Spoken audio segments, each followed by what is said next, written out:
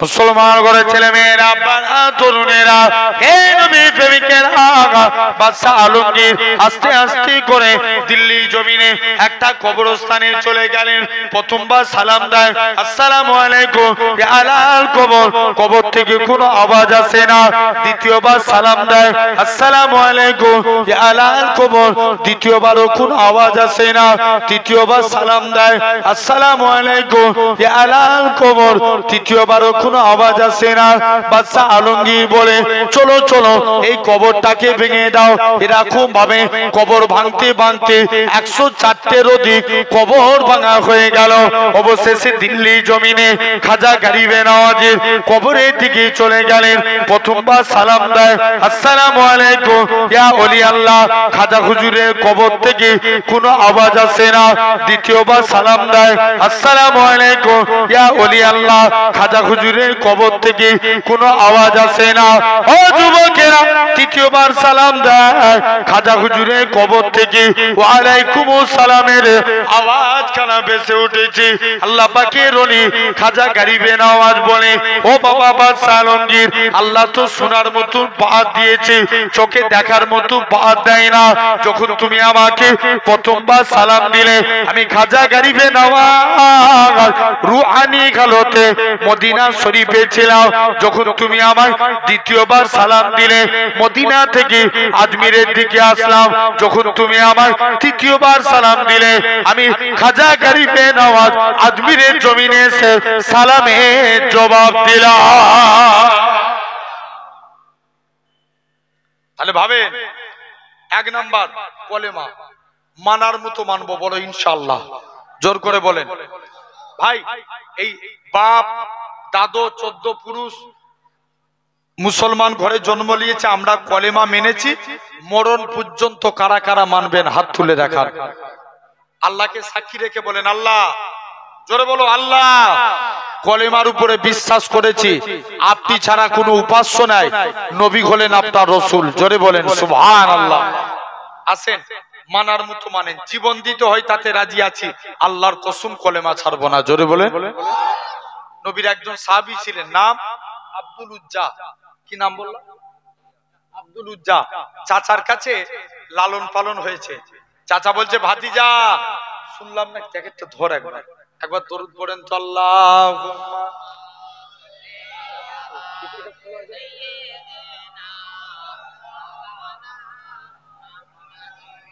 খুব গরম আছে আজকে।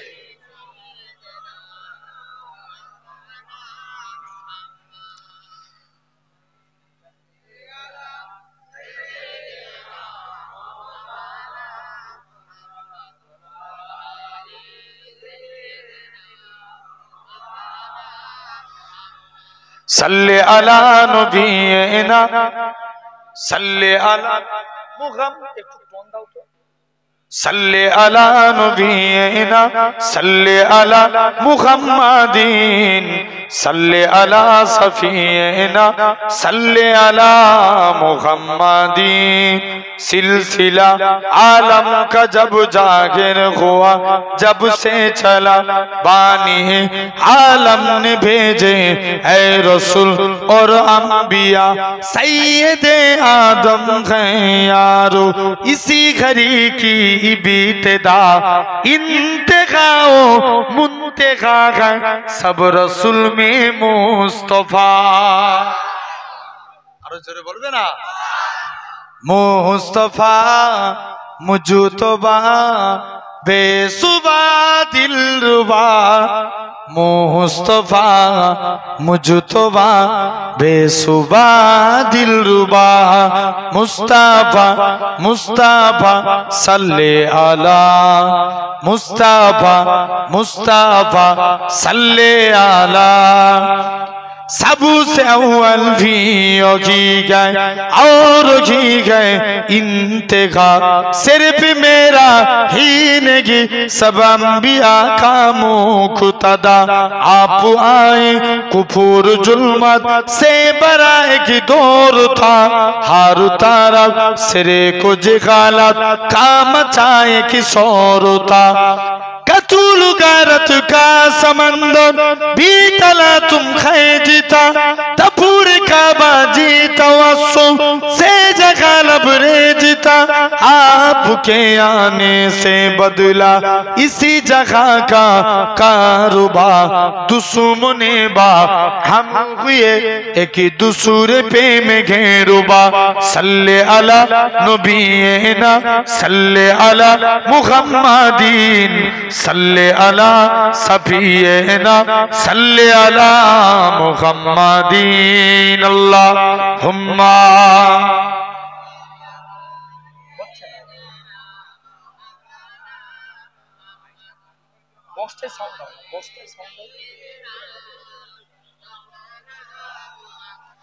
আমার ভাইরা আব্বারা তরুণীরা আসেন তাহলে এক নাম্বার নবী সাহাবীর নাম কি বললাম এই কথা বলেন এক্ষুনি ভুলে গেছে জোরে বলো আব্দুল উজ্জা ঠিক ঠিক বলেছে চাচার কাছে লালন পালন হয়েছে চাচা বলছে ভাতিজা শুনলাম নাকি তুমি নবীর হাতে হাত দিয়ে কলেমা পড়েছো ইমানের পাত দেখেন ভাতিজা বলছে চাচা আকাশে সূর্য ওঠা যেমন সত্য কথা আল্লাহর কসম নবীর হাতে হাত দিয়ে কলেমা পড়েছি এটাও সত্য আর একটু জোর করে বলো চাচা বলছে চো আজকের দিনে চো চলে গেলেন দৌড়ে দৌড়ে চাচার কাছ থেকে চলে গেলেন যা চাচা বলছে তোকে অনেক সম্পত্তি দিয়েছি চাচা সম্পত্তির গরম দেখাচ্ছেন নিয়ে নেন আপনার সম্পত্তি বাবা তুমি যে পরো নাই কাপড়টা পরে আছো এটাও তো আমার টাকা চাচা কাপড়ের গরম দেখাবেন না নিয়ে নেন কাপড় যাও তুমি যে লুঙ্গি পরে আছো এটাও তো আমার টাকা বাবা লজ্জাস্থানের লুঙ্গিটা খুলিসনি চাচা জোর করে লুঙ্গিটা খুলে নিলেন যুবক ছেলে পুরো উলঙ্গ হয়ে গেছে মুসলমান ঘরে ছেলে মেয়েরা আব্বারা তরুণেরা হে নবী প্রেমিকেরা এরকম ভাবে নিজের মায়ের কাছে যায় এরকম ভাবে লজ্জাস্থান খানা লুঙ্গি খানা খুলে নিলেন দৌড়ে দৌড়ে দৌড়ে নিজের মায়ের কাছে যায় ও জনম দুঃখী মা মা গো তুমি আজকের দিনে আমি আজকের দিনে তোমার কাছে এসেছি মা মা গো তুমি আমাকে একখানা চাদর দাও মায়ের কাছ থেকে একখানা চাদরখানা নিলেন দৌড়ে দৌড়ে দৌড়ে আল্লাহ নবীর হুজরা মোবারকি চলে গেলেন ইয়া রাসূলুল্লাহ হাবিবাল্লাহ হুজুর আপনার কাছে এসেছি ইয়া রাসূলুল্লাহ হাবিবাল্লাহ হুজুর ইসলাম মানার জন্য মক্কার কাফেররা আমাকে বস্ত্রহীন করে দিয়েছে আল্লাহ নবী এরকম ভাবে বলে বাবা সবর করো মক্কার কাফেররা তোমাকে বস্ত্রহীন করতে পারে আমার আল্লাহ তোমাকে বস্ত্রওয়ালা করে দিবে দৌড়ে দৌড়ে চলে গেলেন নিজের মায়ের কাছে যায় মায়ের কাছ থেকে আল্লাহ নবীর কাছে গেলেন নবী আমার দুইখানা জুব্বা দিয়ে দিলেন ও বাবা আব্দুল্লাহ আজকের দিন থেকে এই দুইটা জুব্বা হলো তোমার হযরতে আব্দুল্লাহ জোর করে কাঁদে ইয়া রাসূলুল্লাহ হাবিবাল্লাহ হুজুর আমি কত বড় সৌভাগ্যবান মক্কার কাফেররা আমার গায়ে দিয়ে বস্ত্র কেড়ে নিয়েছে আর আজকের দিনে আমি হাবিবুল্লাহর পরনার বস্ত্র পেয়ে গেছি শুধু তাই নয় আল্লাহ নবী বলে ও বাবা আব্দুল্লাহ চলে যাও আব্দুল্লাহ ঝরঝর করে কাঁদে ইয়া রাসূলুল্লাহ হাবিবাল্লাহ হুজুর আপনার গোলাম আমি হুজুর আজকের দিনে আমি যুদ্ধের ময়দানে যেতে চাই আল্লাহ নবী বলে আল্লাহ পাক আমার আব্দুল্লাহর রক্ত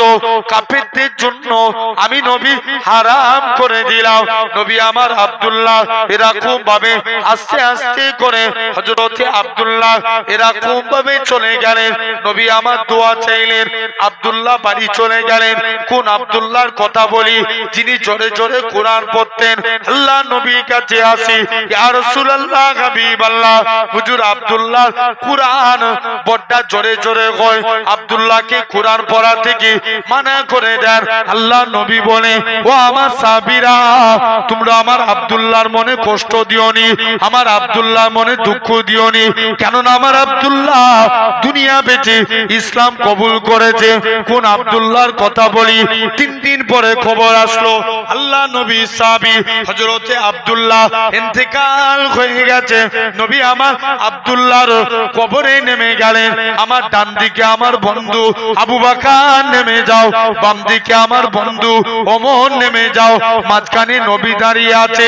উপর থেকে একজন সাহাবী বলে, ওরে আব্দুল্লাহ, তুমি কত বড় সৌভাগ্যবান, কেন না তোমার কবরে দিন দুনিয়া বাদশা হাবিবুল্লাহ দাঁড়িয়ে আছে।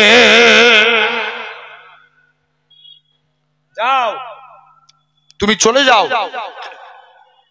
তাহলে এক নম্বর কলেমা মানবো, বলো ইনশাআল্লাহ। জোর করে বলো। ভাই এই খুঁটি না দিলে প্যান্ডেল দাঁড়াতো? জোরে বলো। দাঁড়াতো না। জানবেন ইসলামেরও 5টা খুঁটি। কটা? জোর করে। 5টা। 1 নাম্বার কলেমা, 2 নাম্বার নামাজ পড়ার দরকার আছে না নাই? এই জোর করে বলো। আচ্ছা, নামাজ যদি পড়তে পারি, আমাদের রিজিকের মালিক কে? আল্লাহ। আল্লাহ রুজির জিম্মাদার হয়ে যাবেন। হাবিব আদমি বলে আল্লাহর একজন ওলি মাহবুব বান্দা ছিল। হুজুরের স্ত্রী খুব কড়া মিজাজের ছিলেন। স্ত্রী বলে, হাগো স্বামী, তুমি কোন মালিকের কাজ করো, এই মালিক চেঞ্জ করো, অন্য মালিক ধরো। হাবিব আজমি বলে, স্ত্রী সবর কর, আমার মালিক যেদিন দিবে না ছপ্পর ফাড়কে দিবে। জোরে বলো। আরেকটু জোর করে। বলছে, রোজই তো বলছো তোমার মালিক দিবে দিবে, দিবেটা কবে? আই টাকা না নিয়ে ঘর ঢুকলে ঘরেই ঢুকতে দেবনি। হুজুর কাজ করতেন কি? জঙ্গলে বসে বসে আল্লাহকে সিজদা দিতেন। সারা দিন আল্লাহকে সিজদা দিয়ে আল্লাহর কাছে দুটো হাত পেতে, আল্লাহ কোনদিন তোমার কাছে কিছু চাইনি, স্ত্রীর মনে আশা কিছু রুজির জিম্মাদার হয়ে যাও। হাবিব আজমি হুজুর টাকা চাইলেন, হুজুরের হাতে টাকা এলো না, মন খারাপ, নবীর দরবারে চলে গেছে। মুসলমান ঘরের ছেলে মেয়েরা, তরুণেরা, আল্লাহ পাকের রনি হযরতে হাবিব আজমি রহমাতুল্লাহ আলাইহি হুজুর আমার বাড়ির দিকে চলে গেলেন। হুজুরের লক্ষ্য পড়ে গেল হুজুরের বাড়িতে মেহমানদারি হয়। হুজুর আমার চিন্তার মধ্যে পড়ে যায়, আল্লাহ পাক আমি ভুল করে কি অন্য মানুষের বাড়িতে চলে এসেছি, কার বাড়িতে এসেছি? আর একটু আগিয়ে গেলেন, যে দেখে নাকি হুজুরের স্ত্রীর হাতে গুছা গুছা টাকা আছে। হুজুরের স্ত্রী বলে, ও আমার স্বামী, তুমি যে মালিকের কাজ করো, তোমার মালিকটা কি বন নয়, দয়ালু? 2টা লোক পাঠিয়েছিল, চাল্লা লাটা দিয়ে বলে গেছে হাবিব আজমিকে বলে দিবে সে যেন তার মালিকের আরো বেশি বেশি করে কাজ করে, তার মালিকটা কি বন নয়, 2 হাত ভরে দিয়ে যাবে। হাবিব আজমি বলে, ও আমার স্ত্রী, শুনে রেখে দাও, আমি যে মালিকের কাজ করি, আমার মালিকটা দুনিয়ার কোনো মালিক নয়, আমার প্রভুটা দুনিয়ার কোনো প্রভু নয়, আমার মালিক হলো তামাম মালিকের মালিক, রাজাধিরাজ আমার আল্লাহ পাক। আরেকটু জোর করে। কে মালিকের মালিক? কে? জোরে বলো। আমার আল্লাহ। তাহলে আসেন, এটা হলো 2 নম্বর। 3 নম্বর রোজা। এই সামনে যে রমজান আসছে, রোজা রাখার দরকার আছে না নাই? জোর করে বলো। এবছরের তুলনামূলক আগের বছর, তার আগের বছরের থেকে গরম কম থাকবে রোজার মাসে, থাকবে না? কিন্তু রোজা রাখেন, বলেন ইনশাআল্লাহ। 4 নাম্বার যাকাত, শতকরা 2.5 টাকা পরিমাণ। যে সাহেবের নিসাব পরিমাণ সম্পত্তির মালিক, তার জন্য যাকাত দেওয়া ফরজ। যেমন মনে করেন কেউ 52.5 ভরি রূপা অথবা 6.5 ভরি সোনার সম্পত্তির মালিক, তার জন্য যাকাত দেওয়া ফরজ। সে কি হলো? সাহেবের নিসাব। তাহলে চিন্তা করেন। 4 নম্বর। আর 5 নম্বর হলো হজ। বলেন ইনশাআল্লাহ পালন করব। বলেন, বলো ইনশাআল্লাহ নিয়ত করো। মিটা যাওয়ানোর মালিক তো আল্লাহ, নিয়ে যাওয়ার মালিক কে? তুমি নিয়ত করো, আল্লাহ নিয়ে যাবে। আসেন, শুনছেন তো বাপ? আমাদেরকে তাহলে চিন্তা করা লাগবে, কবরে যেতে হবে না হবে না? জোর করে বলো। কবরে যেতে হবে। এই কবর থেকে কেউ রেহাই পাবো? কেউ পাবো না। আসেন ভাই, কবর কারোর জন্য জান্নাত, কারোর জন্য জাহান্নাম। কি বললাম? কবর কারোর জন্য জান্নাত, কারোর জন্য জাহান্নাম। ফুরফুরা শরীফে নাজমুস সাদাত হুজুর পীর কেবলা রহমাতুল্লাহ আলাইহি 25 বছর আগে ইন্তেকাল হয়েছে। কত বছর আগে? 25 বছর আগে। 25 বছর পরে বাকি বিল্লাহ হুজুর ইন্তেকাল করলেন। হুজুর কেবলার কবরের দিকে একটু লাশ চেপে গেছে। কোন দিকে? আর কবরের দিকে কথা বলেন না। হুজুর কেবলার হুজুর কেবলার কবরের দিকে একটু লাশ চেপে গেছে, লাশ বেরিয়ে গেছে। আপনার লাশ তো দূরের কথা, কাফন পর্যন্ত টাটকা আছে। জোরে বলো, আরেকটু জোর করে। শুধু তাই নয়, আরবে একটা কবরস্থান ঘিরা হচ্ছিল। কোথায়? আরবে। কবরস্থান ঘিরতে ঘিরতে এক সাহাবীর লাশ বেরিয়ে গেছে। কার? একটা সাহাবীর লাশ বেরিয়ে গেছে। কপালে তীর ঢুকে গেছিল, আগুল দিয়ে টিপে ধরে আছে। যেই আগুলটা সরিয়ে দিচ্ছে, ফিচকিরি দিয়ে রক্ত বার হচ্ছে। একটু জোর করে বলো। তাহলে আল্লাহ এরকম কিছু নিয়ামত দেখায়, বান্দা তারপরেও তোরা হেদায়েত হো। এমনও কিছু ঘটেছে, আরবে এক বান্দা কবরে মাটি দিতে গেছে, বুক পকেটে কিছু ডকুমেন্ট ছিল, সব কবরের ভিতরে পড়ে গেছে। কোথায় পড়েছে? কোথায়? কবরের ভিতরে। সে যে ইমাম সাহেবকে, যে ইমাম সাহেব মনে হচ্ছে আমার ডকুমেন্ট সব কবরের ভিতরে পড়ে গেছে, চলেন। ইমাম সাহেব বলছে চলো, এইমাত্র তো কবর দিয়েলাম, তাহলে একবার তার কবরের মাটিগুলো সরিয়ে দেখি তার ভিতরে কেমন ডকুমেন্টস পড়েছে। কবরের মাটিটা সরিয়ে দেখে স্বাভাবিক একটা মানুষের জিহ্বার হয় হাতের এক তালু পর্যন্ত। এরা দেখে ওই মানুষটার জিভটা কোমর পর্যন্ত শিক তার দিয়ে টানা আছে। এই দেখে ইমাম সাহেব সহ সবাই অজ্ঞান। তাহলে আজ তোমাকে আমাকেও ভাবা লাগবে। চিন্তা করে দেখো যুবক, আল্লাহ এরকম কিছু দেখান, তাহলে জবানের হিফাজত করা লাগবে। নবীর কাছে এক সাহাবী গেলেন, তার দুইটা সমস্যা। নাম্বার 1 মদ খেত, নাম্বার 2 জিনা করত। নাম্বার 1 কি খেত? জোর করে বলো। মদ খেত। নাম্বার 2 জিনা করত। একদিন নবীর কাছে গেছে, নবীর কাছে যে বলছে হুজুর আমি আপনার কাছে এসেছি। কি ব্যাপার? হুজুর আমি ভালো হতে চাই, আমাকে একটু আমল বলুন তো। নবী বলছে বাবা তুমি ভালো হবে, যাও তুমি ওয়াদা করো আমি এই মুখ দিয়ে কোনোদিন মিথ্যা কথা বলবো না। মিথ্যা কথা বলবো না। তার আগে একটা আল্লাহর ওলির কথা বলছি, মন দিয়ে শুনো। আল্লাহর ওলি ছিলেন হযরতে হাসান বসরি রাহমাতুল্লাহ আলাইহি। হুজুরের কাছে একটা যুবক গেলেন, যুবক যে বলছে হুজুর আমি আপনার কাছে এসেছি আল্লাহর ওলি হব, আমাকে আমল বলুন তো। কি হবে বলছে সে? আল্লাহর ওলি হবে। বলছে হুজুর আপনি আমাকে একটা আমল বলুন তো। হযরতে হাসান বসরি বলছে যাও তুমি চলে যাও, আল্লাহর ওলি হবে তো, যাও তুমি এখান থেকে চলে যাও। আল্লাহর ওলি হযরতে হাসান বসরি রাহমাতুল্লাহ আলাইহি বললেন দুটো জিনিস শিখো। আমি যে কথা বলি এটা আমার আল্লাহ শুনতে পাই, আমি যে কাজ করি এটা আমার আল্লাহ দেখতে পাই। মন দিয়ে শোনো, আমি যে কথা বলি কে শুনতে পায়? জোর করে বলো। আর আমি যে কাজ করি আল্লাহ দেখতে পায়। যুবকটা মনে মনে রাগ হচ্ছে, আল্লাহ হুজুরের কাছে এলাম, হুজুর একটু আমল দিবে কোথায়? যে বাবা তুই 100 বার আল্লাহর ইয়া রহমান নাম জিকির কর, কি এতবার দরুদ পড়। এইসব আমল না দিয়ে হুজুর শুধু বলে দিল আমি যে কথা বলি আল্লাহ শুনতে পাই, আমি যে কাজ করি এটা আল্লাহ দেখতে পাই, এটা কোনো আমল হলো? কে ভাবছে? যুবকটা ভাবছে, বলছে চলো। আল্লাহর ওলির অনেকদিন আল্লাহর ওলি বলছে যাও তুমি এগুলো যে মুখস্থ করো এটাই তোমার সবক। মুসলমান ঘরের ছেলে মেয়েরা, আব্বারা, তরুণেরা, নবী প্রেমিকেরা, যুবক ছেলে গানা মুখস্থ করে আমি যে কথা বলি এটা আমার আল্লাহ শুনতে পায়, আমি যে কথা বলি এটা আমার আল্লাহ শুনতে পায়, আমি যে কাজ করি এটা আমার আল্লাহ দেখতে পায়। এরকম ভাবে অনেক দিন কেটে গেল। আল্লাহ পাকের ওলি হযরত এরকম ভাবে যুবক ছেলে গানা আল্লাহ পাকের ওলি হযরত হাসান বসরির কাছে যায়।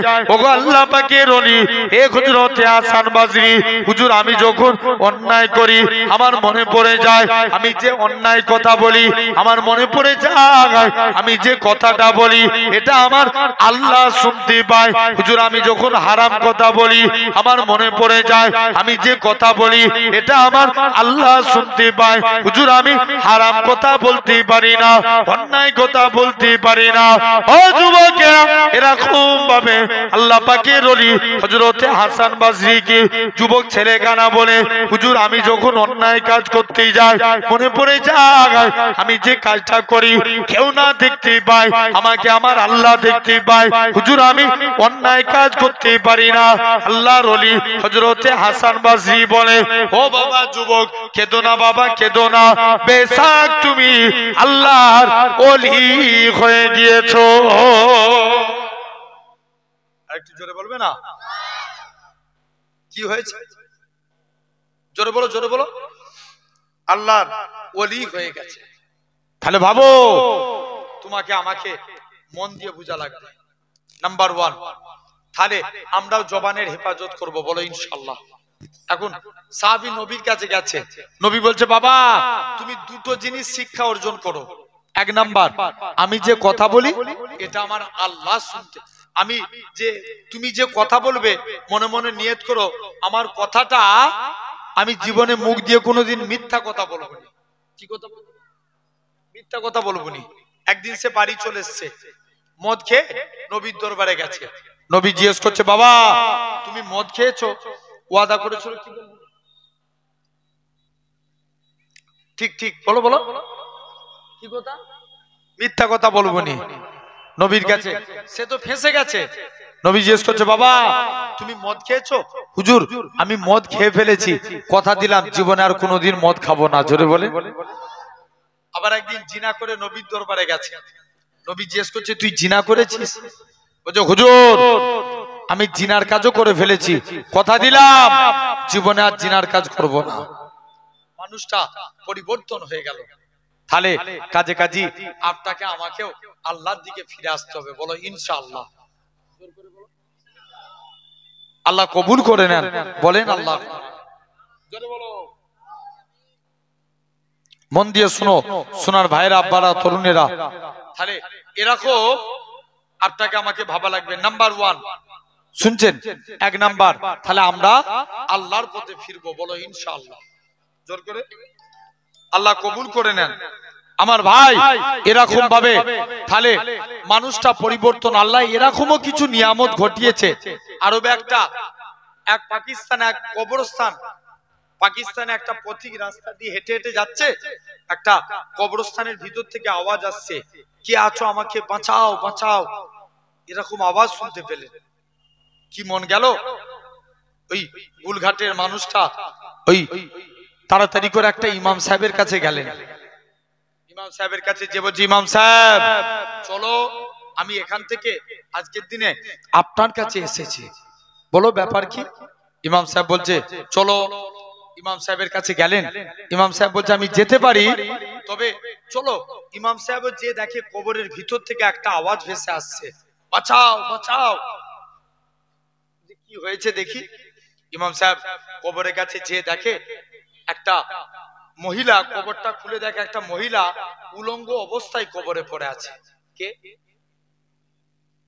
জোর করে বলো। একটা মহিলা। ইমাম সাহেব মানুষ তো মনটা গেল, মহিলাটাকে একটা চাদর দিলেন, মহিলাটা গায়ে ঢেকে নিয়ে পাকিস্তান গুলঘাটে একজনের বাড়িতে যে দরজা লাগিয়ে দিয়েছে। এদিকে পাকিস্তানের মানুষদের যেতে একটু দেরি হয়ে গেল, বলছে চলো তার কবরে যাব, কবরে যে সালাম দেব।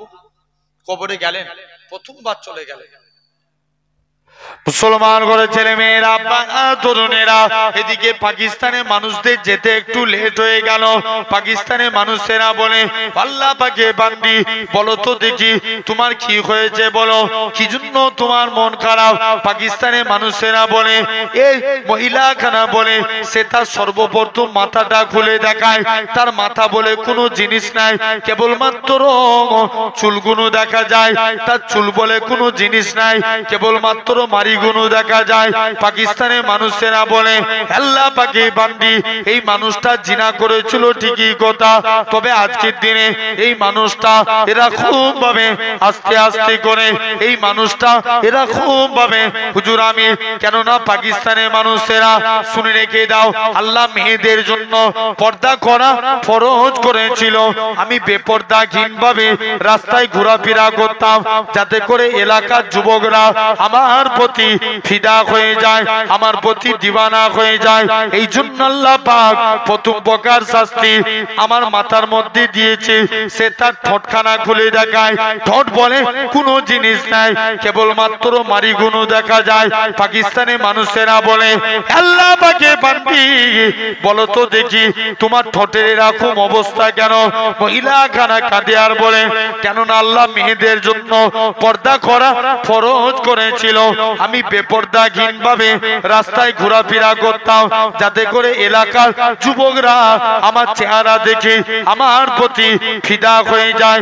এই জন্য আল্লাহ পাক দ্বিতীয় প্রকার শাস্তি আমার ঠোঁটের মধ্যে দিয়েছে। এই বলে মেয়েখানা তার চেহারাখানা খুলে দেখায়, চেহারা বলে কোনো জিনিস নাই, কেবলমাত্র আর হাড্ডি গুলো দেখা যায়। পাকিস্তানের মানুষেরা বলে আল্লাহ পাকে বান্দি বলো তো দেখি তোমার চেহারার এরকম অবস্থা কেন। মহিলা খানা কাঁদে আর বলে কেননা আল্লাহ মেয়েদের জন্য পর্দা করা ফরজ করেছিল, আমি বেপর্দাহীন ভাবে রাস্তায় ঘোরাফেরা করতাম যাতে করে এলাকার যুবকরা আমার প্রতি ফিদা হয়ে যায়, আমার প্রতি দিওয়ানা হয়ে যায়। এই জন্য আল্লাহ পাক তৃতীয় প্রকার শাস্তি আমার চেহারার মধ্যে দিয়েছে। এই বলে মেয়েটা ইন্তেকাল হয়ে গেল। পাকিস্তানের মানুষরা আবার তাকে দাফন করে দিল। কি করলেন? দাফন করে দিল। এখন বলো এখানে মেয়ের আব্বা আছে না নাই? এই জোর করে বলো, কথা বলেন। মেয়ের আব্বা নাই? জেনে রেখে দেন অনেক মেয়ের আব্বা বসে আছেন, আপনারা মেয়েদেরকে ভালো যুক্তি দিবেন, বলেন ইনশাআল্লাহ। জোর করে বলো, আরে কথা বলেন, বলো ইনশাআল্লাহ।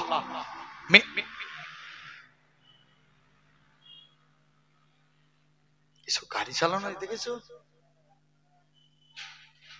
মাটি বলছে তোরা আয় কত যা পাচ্ছিস কর, আমার উপরে কর। দেখবেন অনেকে ডিজে বক্স চালিয়ে মাটি কাঁপিয়ে ফেলে, আছে না নাই? একবারে মাটি কাঁপে, মাটি বলছে সবর কর, ওয়েট এন্ড সি, একদিন তোকে আমার পেটে আসতে হবে, সেদিন আমি তোকে কাঁপাবো। ভুল বললাম? জেনে রেখে দেন ভাইরা, আব্বারা, তরুণেরা আসেন। আর মাত্র হয়তো 15টা মিনিট আপনাদের কাছে থাকবো, মন দিয়ে শুনেন, তাহলে একটা 1.5 ঘন্টা আলোচনা হবে। আসেন নাম্বার 1, তাহলে আমরা আমাদের ঘরে মেয়েদেরকে ভালো যুক্তি দেবো, বলো ইনশাআল্লাহ। জোর করে বলো, মন দিয়ে শুনো ভাই। আরো নবীর জামানায় এক স্ত্রী তার স্বামী বিদেশে কাজে যাচ্ছে, মেয়েকে বলছে মা স্ত্রী আমি তোমার বাইরে কাজে যাচ্ছি, তোমাকে রেখে গেলাম, তুমি বাড়ি থেকে পা বার করবে না। মন দিয়ে শুনো। কিছুদিন পর স্বামী বাইরে কাজে চলে গেলেন, স্ত্রীটা বাড়িতেই বসে আছে। কিছুদিন পর মেয়েটা স্বপ্ন দেখছে যে মেয়েটা খবর পেল তার আব্বার খুব শরীর খারাপ। মেয়েটা নবীর দরবারে খবর পাঠিয়েছে, হুজুর আমার স্বামী মানা করেছে, আমি কি আমার বাপকে দেখতে যেতে পারি? নবী বলছে মা যেহেতু স্বামী মানা করেছে তোমার না যাওয়া উত্তম। মেয়েটা সবর করলেন। কিছুদিন পর মেয়েটার আব্বা ইন্তেকাল হয়ে গেছে। নবীর দরবারে খবর পাঠিয়েছে, হুজুর এবার কি আমি আমার বাপকে দেখতে যেতে পারি? নবী বলছে মা তোমার না যাওয়া উত্তম, যদি তুমি যাও এটা তোমার ব্যক্তিগত ব্যাপার। মেয়েটা সবর করে রয়ে গেলেন। কিছুদিন পর মেয়েটা স্বপ্ন দেখছে তার বাপটা আল্লাহর জান্নাতি হয়ে ঘুরছে। আরেকটু জোরে বলো। বাপ বলে মারে দুনিয়ার জমিনে আমার এমন কোন নেক আমল থাকে না যার ওসিলা আমি নাজাত পেতাম, কিন্তু তোর ব্যবহারটাকে, তোর আখলাকটাকে, তোর আদবটাকে আমার আল্লাহ কবুল করে নিয়ে তুই মেয়ে তোর ওসিলায় আমি তোর বাপকে জান্নাতি করে দিয়েছি। আরেকটু জোর করে বলো, কাকে জান্নাতি করেছে? মেয়ের ওসিলায়। আর দেখবেন একটা মেয়ে তিনজনকে নিজে জাহান্নামী হবে, সাথে করে তিনজনকে নিয়ে যাবে। কজনকে? জোরে বলো। তিনজন, তার বাপ, বড় ভাই, স্বামী,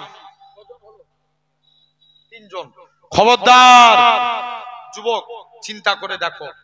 তাহলে আজ তোমাকে আমাকেও ভাবা লাগবে। মেয়েদেরকে ভালো যুক্তি দেবো, বলো ইনশাআল্লাহ। জোর করে বলো।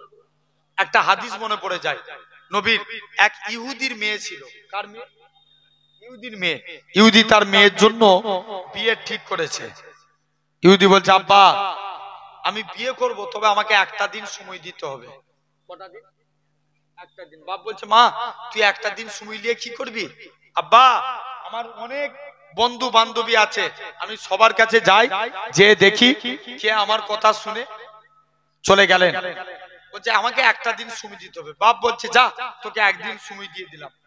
মেয়েটা মনে মনে করছে, আল্লাহ আমি যার কাছেই যাই সেই আমাকে খারাপ যুক্তি দেয়, তবে নবী কন্যা ফাতেমার কাছে গেলে ফাতেমা সবসময় আমায় ভালো যুক্তি দেয়। বলছে যাই, ফাতেমার কাছে যাই, যে দেখি। মুসলমান ঘরে ছেলে মেয়েরা, বানা তরুণেরা, হে নবী প্রেমিকেরা, ইহুদির মেয়ে কানা আল্লাহ নবী বেটি ফাতেমা রাদিয়াল্লাহু তাআলা আনহার কাছে দৌড়ে দৌড়ে চলে গেলেন। ফাতেমা তোমাকে আমার বিয়েতে যা লাগবে। ফাতেমা বলে, ঠিক আছে আমি তোমার আজকের দিনে, কেননা আমার আব্বা আমার জন্য বিয়ে ঠিক করেছে, আমি কি বিয়েতে রাজি হব? ফাতেমা বলে, উনি ইহুদি বাপ মা সন্তানের জন্য কখনো খারাপ চাই না, তুমি তোমার বাপ মায়ের কথা মতো বিবাহ করে নাও। ফাতেমা ইহুদির মেয়ে কানা বলে, ফাতেমা তোমাকে আমার বিয়েতে যা লাগবে। ফাতেমা বলে, ঠিক আছে আমি তোমার বিয়েতে যাব, আল্লাহ যদি রাজি থাকে আমি ফাতেমা তোমার বিয়েতে যাব। যাও, আল্লাহ যদি রাজি থাকে আমি যাব। এই বলে এখন ফাতেমা আস্তে আস্তে করে চলে আসলেন। এদিকে মেয়ে বাপের কাছে কদিন সময় চেয়েছিল। একদিন, আব্বা আমার একদিন সময় চেয়েছিলাম না, আমার একদিন সময় মিটে গেছে। আব্বা আপনি যে ছেলেকে পছন্দ করবেন আমি তাকেই বিবাহ করব। বাপ বলছে, যা চলে যা। কারণ মাথা বলছে যাও। বলছে বাপ তাড়াতাড়ি করে বিয়ের দিন ঠিক করে ফেললো, কুটুম আত্মীয় সব দাওয়াত হয়ে গেল। মেয়েকে বলছে, যা যে দেখি কি উপায় আছে। মেয়েটা আস্তে আস্তে করে বলছে, তুই আমার একমাত্র মেয়ে, আমি তোর ধুমধাম করে বিয়ে দেবো। মেয়ে বলছে, আব্বা আমি আমার অনেক বন্ধু বান্ধবীকে দাওয়াত করেছি, তবে নবী কন্যা ফাতেমা আমার বিয়ে তেলে বিয়ে হবে, নচেত বিয়ে হবে না। তুই কাকে দাওয়াত করেছিস? ফাতেমা ছিঁড়া ফাটা তালি দিয়া জামা পরে, আর তুই ফাতেমাকে দাওয়াত করেছিস? পালা, এখান থেকে চলে যা। ইহুদির মেয়ে বলছে, আব্বা ফাতেমা বিয়েতে এলে বিয়ে হবে, নচেত বিয়ে হবে না। জোরে বলবে না যে যা। ফাতেমা, তবে আচ্ছা ইহুদি বলছে, তবে ফাতেমা আসতে পারে, ফাতেমাকে নতুন কাপড় পরে আসা লাগবে। কি পরে? নতুন কাপড় পরে। ইহুদির মেয়েখানা আস্তে আস্তে করে ফাতেমার কাছে দিয়ে চলে গেলেন। বলছে যাই, যে দেখি। মুসলমান ঘরে ছেলে মেয়েরা, বানা তরুণেরা, এ নবী প্রেমিকেরা, ইহুদির মেয়ে কানা আল্লাহ নবী বেটি ফাতেমা রাদিয়াল্লাহু তাআলা আনহার কাছে দৌড়ে দৌড়ে চলে গেলেন। ফাতেমা তোমাকে আমার বিয়েতে যা লাগবে। ফাতেমা বলে, ঠিক আছে আমি তোমার বিয়েতে যাব, তবে ফাতেমা তোমাকে আমার বিয়েতে নতুন কাপড় পরে যা লাগবে। ফাতেমা বলে, বুনি খুদি শুনে রেখে দাও, আমি তোমার বিয়েতে কোথায় নতুন কাপড় পাবো? ইহুদির মেয়ে কানা বলে, ফাতেমা তুমি আমার বান্ধবী, দরকার হয় তোমাকে আমি একখানা কাপড় দান করে দিলাম। ফাতেমা বলে বুনি খুদি তুমি আমায় কি কথা শোনালে? আমার আব্বা জান যদি দুনিয়ার সম্পত্তি চাইতো, আমার আল্লাহ পাক তাম পৃথিবীর সম্পত্তিকে আমার আব্বা জানের কদমে রেখে দিতে। শুধু তাই নয়, ফাতেমা বলে ঠিক আছে তুমি যেহেতু বলছো আমি তোমার বিয়েতে যাব, তবে নতুন কাপড় পরেই যাব। ফাতেমা নামাজ পড়ে দোয়া চায়, আল্লাহ পাক তুমি ইহুদিদের কাছে মুসলমানদেরকে ছোট করো না, ইহুদিদের কাছে আল্লাহ তুমি আমাদেরকে বেইজ্জতি করো না। ও যুবকেরা, ফাতেমা নামাজ পড়ে দোয়া চায়। ফাতেমা দোয়া চাইতে দেরি, কাপড় আসতে দেরি হলো না। ফাতেমা কাপড় খানা নিয়ে দৌড়ে দৌড়ে দৌড়ে আল্লাহ নবীর হুজরা মোবারকে চলে গেলেন। আব্বা জান আমি ফাতেমা নামাজ পড়ে দেখি এই কাপড় খানা দেখতে পাই। আল্লাহ নবী বলে নবীর কাছে জিবরাইল আমিন চলে আসি, ইয়া রাসূলুল্লাহ হাবিবাল্লাহ ফাতেমার ব্যবহারে আল্লাহ খুশি হয়ে গিয়ে জান্নাতুল ফেরদাউস থেকে ফাতেমার জন্য শাড়ি খানা পাঠিয়েছে। ফাতেমা শাড়ি পরে ইহুদির বিয়ে বাড়িতে চলে গেলেন। ফাতেমা শাড়ি দিয়ে এমন নূর চমকাতে লাগে গোটা ইহুদির বিয়ে বাড়িটা নূর আর নূর আলোয় আলোকিত হয়ে গেছে। শুধু তাই নয়, আল্লাহ নবী বেটি ফাতেমা শাড়ি পরে গেটে দাঁড়িয়ে আছে। ইহুদির মেয়েরা বলে ফাতেমা তুমি এই শাড়ি পেলে কোথায়? ফাতেমা বলে বুনি খুদি হাজারো চেষ্টা করলে তোমরা এই শাড়ি পাবে না। ইহুদির মেয়েখানা বলে ফাতেমা তুমি এখান থেকে চলে যাও। ফাতেমা শাড়ি খানা পরিধান করে নিলেন। কোথায় গেলে এই শাড়ি পাবে? ফাতেমা বলে এই শাড়ি পেতে গেলে আগে কলেমা পড়া লাগবে। ও যুবকেরা, একসঙ্গে 400 ইহুদির মেয়ে ফাতেমার কাছে হাত দিয়ে ইমানে কালেমা পড়ে মুসলমান হয়ে গেলে। যাও তাহলে ভাবতে হবে সোনার ভাইরা, আব্বারা, তরুণীরা ফাতেমার হাতে হাত দিয়ে ইমানের কালেমা পড়ে মুসলমান হলেন। তাহলে 1 নম্বর আমরা আমাদের ঘরের মেয়েদেরকে ভালো যুক্তি দেব না খারাপ? জোর করে বলো, কথা বলেন। ভালো যুক্তি দেবো না? বলো ইনশাআল্লাহ। ওয়ালাইকুম আসসালাম। ঘন ঘন দেখা যাচ্ছে যে মাশাআল্লাহ। ভাইকে চেয়ার দেন, চেয়ার দাও। হ্যাঁ এই তো ভাই গজল গায়, আমার থেকে ভালো গায়। ঠিক আছে মাশাআল্লাহ। আমার আব্দুল মুনাইম ভাই আমার খুব মহাব্বতের ভাই, ভালোবাসার ভাই, আপনাদের কাছে এসেছেন। আপনারই এলাকার গৌরব সন্তান, ঠিক কিনা? আচ্ছা আলহামদুলিল্লাহ, আল্লাহ কবুল করেন। আমার ভাই এসেছে আপনাদের কাছে আলোচনা করবে। আমি যতটুকুন বললাম আপনারা যাবেন পীরনগর শরীফ, বলেন ইনশাআল্লাহ। যাবেন তো? বলেন ইনশাআল্লাহ। এসব তোমরা গিয়েছিলে তো? এরা সব এক, তুমিও গিয়েছিলে? আলহামদুলিল্লাহ। যাবেন। বাংলা না উর্দু? বাংলা।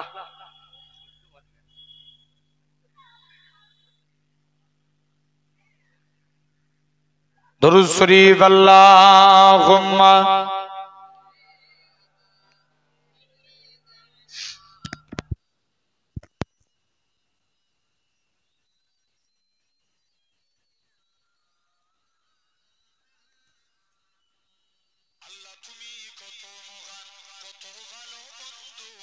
প্রাণে তুমি, মনে তুমি, তুমি দয়ার সিন্ধু, নাই কেহ নাই ত্রিভুবনে তোমারই সমান। তুমি রহমান, তুমি মেঘেবান। ছোট বলো না, তুমি রহমান, তুমি মেঘেবান। দয়ালু তুমি, তুমি বিধাতা, তুমি তো মাবুদ, তুমি যে দাতা। অন্য যুগাও ক্ষুধা পেলে, মিঠা পানি তৃষ্ণা পেলে, অন্য যুগাও ক্ষুধা পেলে, মিঠা পানি তৃষ্ণা পেলে, আমি গাই তোমার গুণগান। তুমি রহমান, তুমি মেঘেবান। তুমি রহমান তুমি মেহেরবান খালেক তুমি মালিক তুমি হাবিব তুমি অন্তর্যামী পাপে ভরা এই জগতে নাইকো গতি তুমি বিনে পাপে ভরা এই জগতে নাইকো গতি তুমি বিনে আমি গাই তোমার গুণগান তুমি রহমান তুমি মেহেরবান তুমি রহমান তুমি মেহেরবান আলহামদুলিল্লাহ আল্লাহ কবুল করে নেন এবং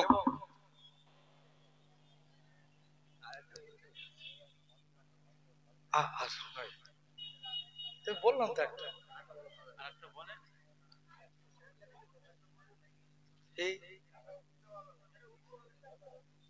একবার দরুদ শরীফ আল্লাহুম্মা সাউন্ড বাড়াতে বলো